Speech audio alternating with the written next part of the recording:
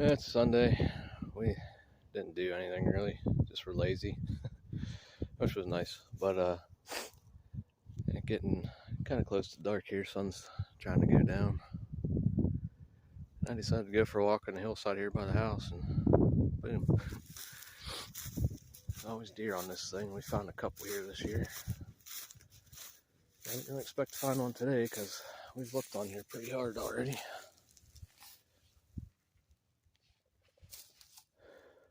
Pretty new. Wish my phone would focus better, but it won't. So there you go.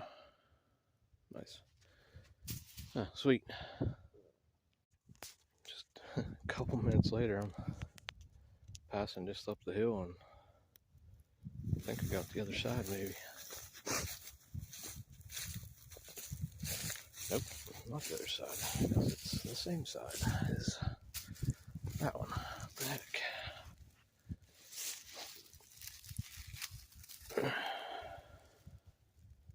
That's almost identical. Imprint the grass right there. That's pretty crazy.